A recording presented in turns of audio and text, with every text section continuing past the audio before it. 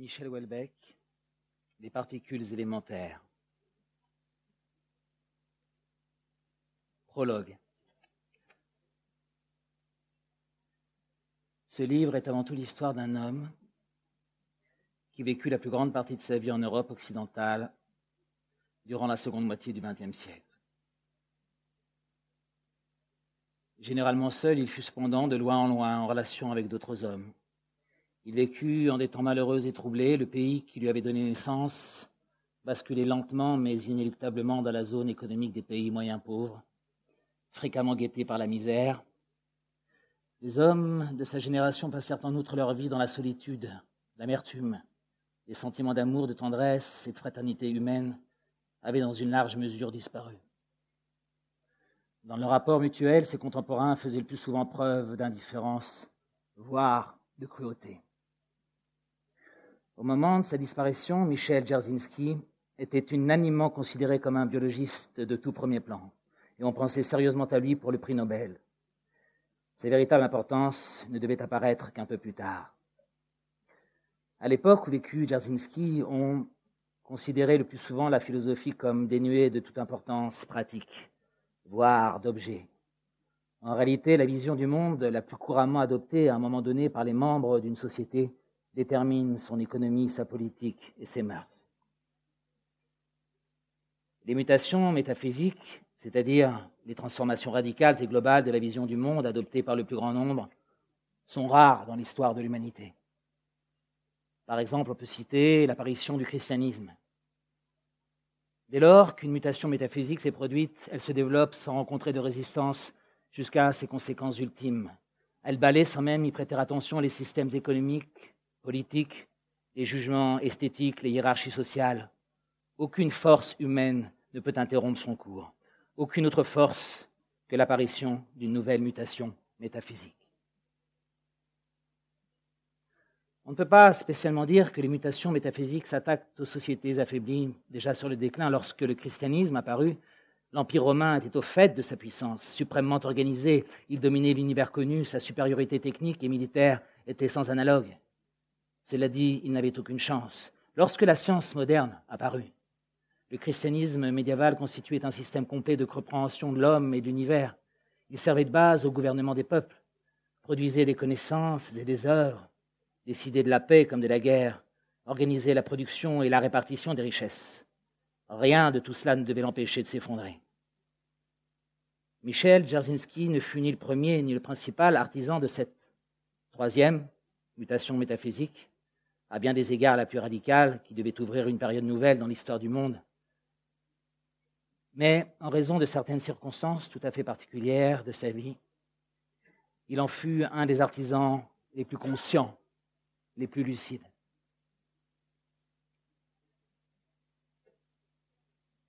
Nous vivons aujourd'hui sous un tout nouveau règne, et l'entrelacement des circonstances enveloppe nos corps, baigne nos corps dans un halo de joie. Ce que les hommes d'autrefois ont quelquefois pressenti au travers de leur musique, nous le réalisons chaque jour dans la réalité pratique. Ce qui était pour eux du domaine de l'inaccessible, de l'absolu, nous le considérons comme une chose toute simple et bien connue. Pourtant, nous ne méprisons pas ces hommes. Nous savons ce que nous devons à leurs rêves.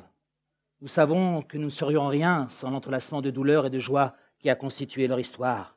Nous savons qu'ils portaient notre image en eux lorsqu'ils traversaient la haine et la peur, lorsqu'ils se heurtaient dans le noir, lorsqu'ils écrivaient peu à peu leur histoire. Nous savons qu'ils n'auraient pas été, qu'ils n'auraient même pas pu être, s'il n'y avait pas eu au fond d'eux cet espoir. Ils n'auraient même pas pu exister sans leurs rêves. Maintenant que nous vivons dans la lumière, maintenant que nous vivons à proximité immédiate de la lumière et que la lumière baigne nos corps, enveloppe nos corps dans un halo de joie, maintenant que nous sommes établis à proximité immédiate de la rivière, dans des après-midi inépuisables, maintenant que la lumière autour de nos corps est devenue palpable, maintenant que nous sommes parvenus à destination et que nous avons laissé derrière nous l'univers de la séparation, l'univers mental de la séparation pour baigner dans la joie immobile et féconde d'une nouvelle loi. Aujourd'hui, pour la première fois, nous pouvons retracer la fin de l'ancien règne. Première partie, le royaume perdu. Le 1er juillet 1998 tombait un mercredi. C'est donc, logiquement, quoique de manière inhabituelle, que Dzerzhinsky organisa son pot de départ un mardi soir. Entre les bagues de congélation d'embryons et, un peu écrasés par leur masse, un réfrigérateur de marque Brandt accueillit les bouteilles de champagne. Il permettait d'ordinaire la conversation des produits chimiques usuels. 4 bouteilles pour 15, c'était un peu juste. Tout, d'ailleurs, était un peu juste. Les motivations qui les réunissaient étaient superficielles. Un mot maladroit, un regard de travers et le groupe risquait de se disperser, chacun se précipitant vers sa voiture. Ils se tenaient dans une pièce climatisée en sous-sol, carrelée de blanc, décorée d'un poster de lacs allemands. Personne n'avait proposé de prendre de photos. Un jeune chercheur, arrivé en début d'année, un barbu d'apparence stupide, s'éclipsa au bout de quelques minutes en prétextant des problèmes de garage. Un malaise de plus en plus perceptible se répandit entre les convives. Les vacances étaient pour bientôt. Certains se rendaient dans une maison familiale, d'autres pratiquaient le tourisme vert. Les mots échangés claquaient avec lenteur dans l'atmosphère. On se sépara rapidement. À 19h30, tout était terminé. Dzerzhinsky traversa le parking en compagnie d'une collègue aux longs cheveux noirs, à la peau très blanche, aux seins volumineux.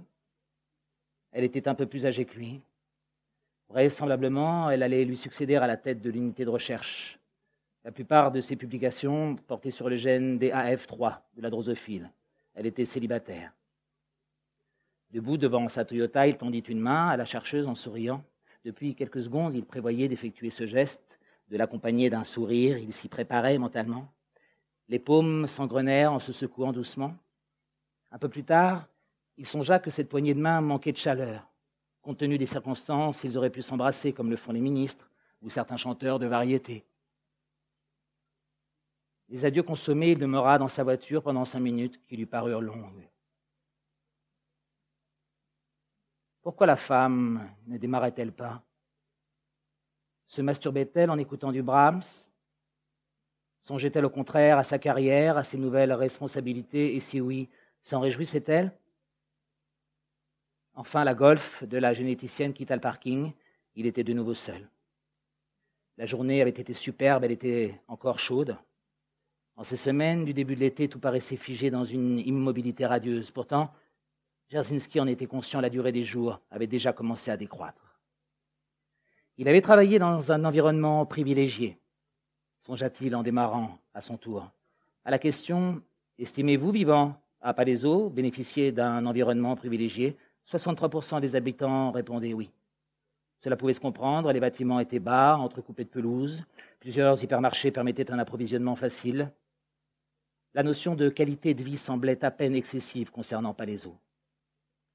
En direction de Paris, l'autoroute du Sud était déserte.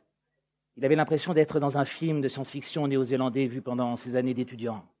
Le dernier homme sur Terre après la disparition de toute vie. Quelque chose dans l'atmosphère évoquait une apocalypse sèche. Dzerzhinsky vivait rue Frémicourt depuis une dizaine d'années. Il s'y était habitué, le quartier était calme. En 1993, il avait ressenti la nécessité d'une compagnie, quelque chose qui l'accueille le soir en rentrant. Son choix s'était porté sur un canari blanc, un animal craintif. Il chantait, surtout le matin. Pourtant, il ne semblait pas joyeux. Mais est-ce qu'un canari peut être joyeux? La joie est une émotion intense et profonde, un sentiment de plénitude exaltante, ressenti par la conscience entière. On peut la rapprocher de l'ivresse, du ravissement, de l'extase. Une fois, il avait sorti l'oiseau de sa cage. Terrorisé, celui-ci avait chié sur le canapé avant de se précipiter sur les grilles à la recherche de la porte d'entrée.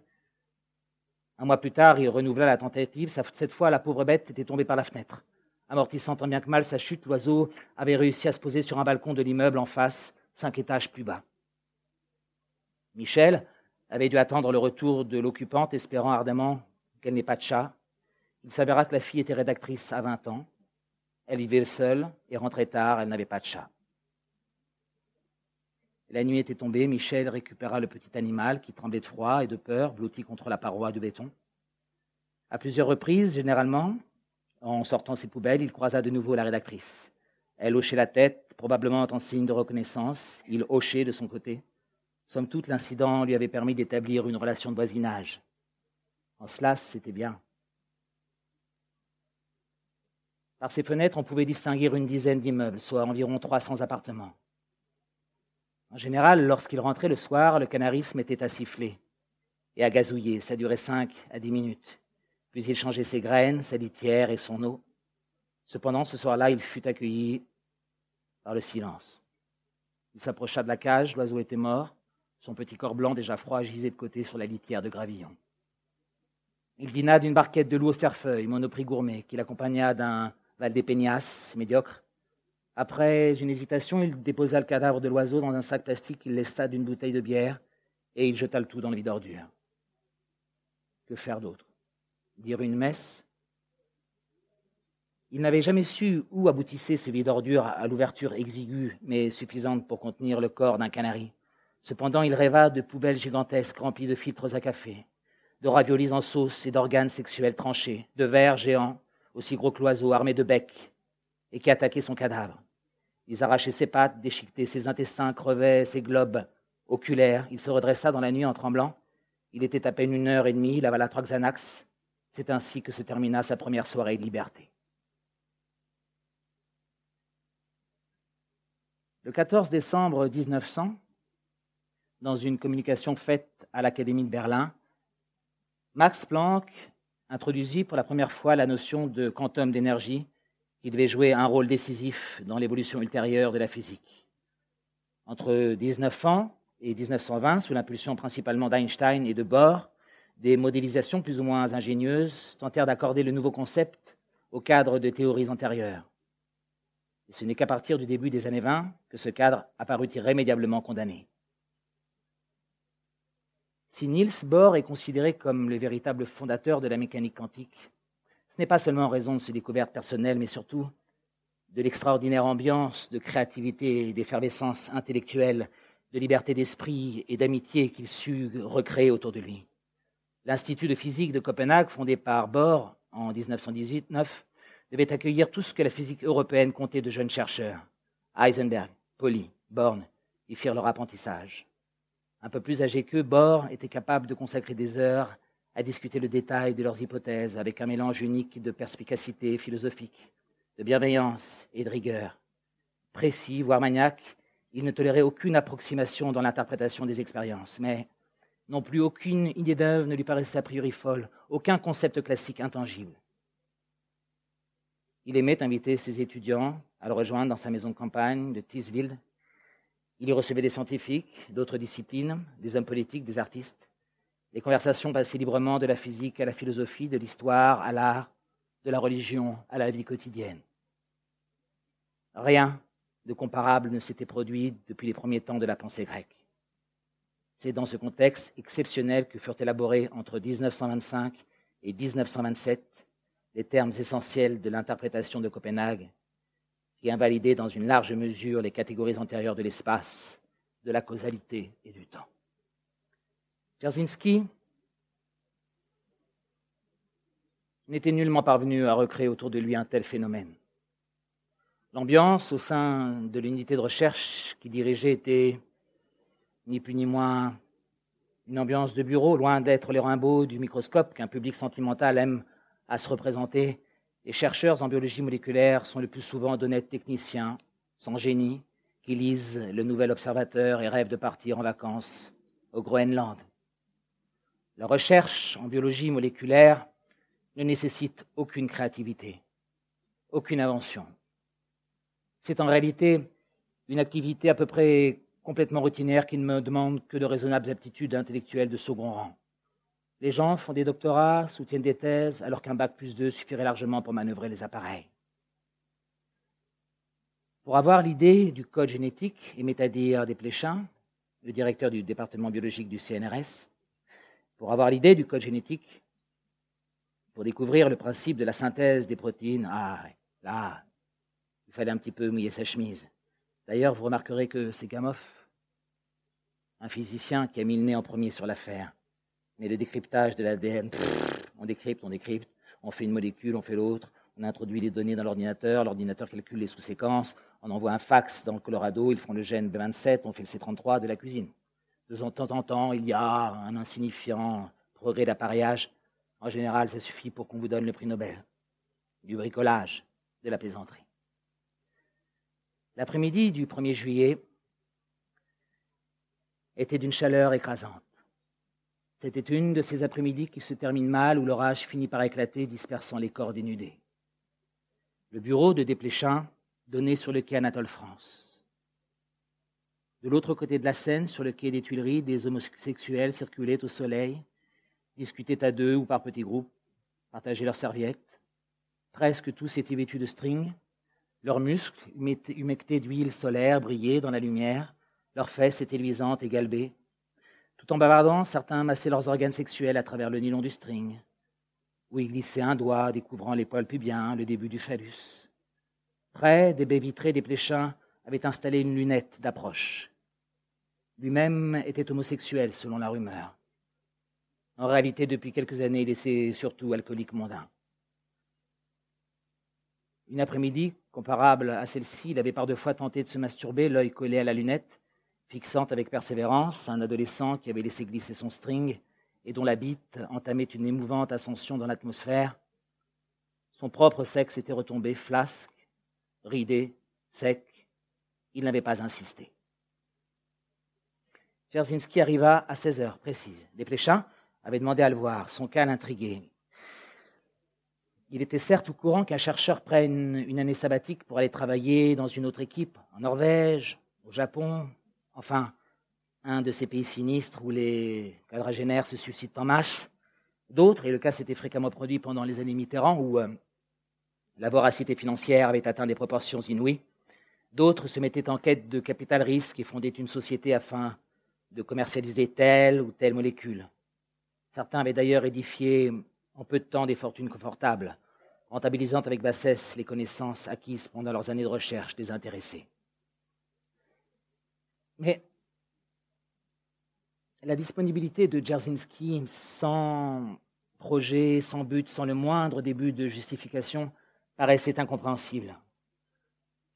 À 40 ans, il était directeur de recherche, 15 scientifiques travaillaient sous ses ordres, lui-même ne dépendait, et de manière tout à fait théorique, que de Desplechin. Son équipe obtenait d'excellents résultats, on la considérait comme une des meilleures équipes européennes. En somme, qu'est-ce qui n'allait pas? Desplechin força le dynamisme de savoir. Vous avez des projets?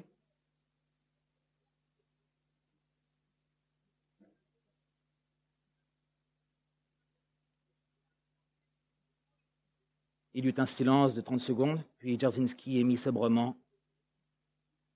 Réfléchir. Ça partait mal. Se forçant à l'enjouement, il relança sur le plan personnel, fixant le visage sérieux, aux traits aigus, aux yeux tristes. Il lui faisait face, il fut soudain terrassé par la honte. Sur le plan personnel, quoi? C'est lui-même qui était allé chercher Dzerzhinsky 15 ans plus tôt, à l'université d'Orsay. Son choix s'était avéré excellent, d'ailleurs, c'était un chercheur précis, rigoureux, inventif. Les résultats s'étaient accumulés en nombre considérable. Si le CNRS était parvenu à conserver un bon rang européen dans la recherche en biologie moléculaire, c'était en grande partie à lui qu'il le devait. Le contrat avait été rempli largement. Naturellement, termina Desplechin, vos accès informatiques seront maintenus. Nous laisserons en activité vos codes d'accès aux résultats stockés sur le serveur et la passerelle Internet du centre. Tout cela pour un temps indéterminé. Si vous avez besoin d'autre chose, je suis à votre disposition. Après le départ de l'autre, il s'approcha à nouveau des baies vitrées. Il transpirait légèrement. Sur le quai d'en face, un jeune brun de type nord-africain ôtait son short. Il demeurait de vrais problèmes en biologie fondamentale. Les biologistes pensaient et agissaient comme si les molécules étaient des éléments matériels séparés, uniquement reliés par le biais d'attraction et de répulsion électromagnétique. Aucun d'entre eux, et il en était convaincu, n'avait entendu parler du paradoxe EPR, des expériences d'aspect. Aucun n'avait même pris la peine de s'informer des progrès réalisés en physique depuis le début du siècle. Leur conception de l'atome était à peu près restée celle de Démocrite. Ils accumulaient des données lourdes et répétitives dans le seul but d'en tirer des applications industrielles immédiates, sans jamais prendre conscience que le socle conceptuel de leur démarche était miné. Dzerzhinsky et lui-même, de par leur formation initiale de physicien, étaient probablement les seuls au CNRS à s'en rendre compte. Dès qu'on aborderait réellement les bases atomiques de la vie, les fondements de la biologie actuelle voleraient en éclats. Desplechin médita sur ces questions alors que le soir descendait sur la scène. Il était incapable d'imaginer les voies que la réflexion de Dzerzhinsky pourrait prendre. Il ne se sentait même pas en mesure d'en discuter avec lui.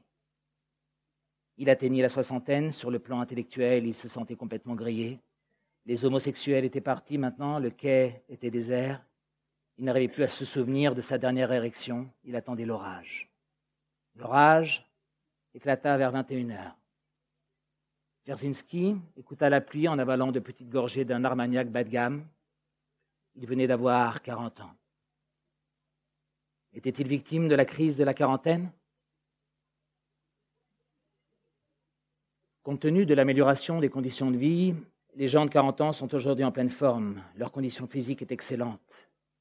Les premiers signes indiquant, tant par l'apparence physique que par la réaction des organes à l'effort, qu'un palier vient d'être franchi, que la longue descente vers la mort vient d'être amorcée, ne se produisent le plus souvent que vers 45, voire 50 ans. En outre, cette fameuse crise de la quarantaine est souvent associée à des phénomènes sexuels, à la recherche subite et frénétique du corps des très jeunes filles. Dans le cas de Dzerzhinsky, ces considérations étaient hors de propos. Sa bite lui servait à pisser, et c'est tout. Je vous remercie.